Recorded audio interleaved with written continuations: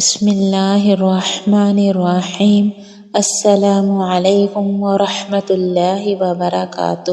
حضرت ابو ہریرہ رضی اللہ تعالیٰ عنہ سے روایت ہے کہ رسول اللہ صلی اللہ علیہ وسلم نے فرمایا کہ آدمی اپنے بچے کو سب سے پہلا تحفہ نام کا دیتا ہے، اس لیے چاہیے کہ اس کا نام اچھا رکھے۔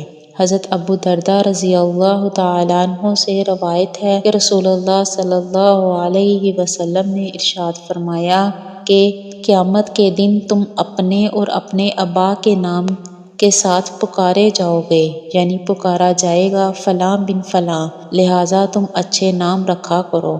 حضرت عبداللہ بن عمر رضی اللہ تعالیٰ عنہ سے روایت ہے کہ رسول اللہ صلی اللہ علیہ وسلم نے فرمایا کہ تمہارے ناموں میں اللہ کو سب سے زیادہ محبوب اور پسندیدہ نام عبداللہ اور عبد الرحمن ہیں۔ حضرت عبداللہ بن عباس رضی اللہ تعالیٰ عنہ سے روایت ہے کہ رسول اللہ صلی اللہ علیہ وسلم نے فرمایا، باپ پر بچے کا یہ بھی حق ہے کہ اس کا اچھا نام رکھے اور اس کو حسن ادب سے آراستہ کرے۔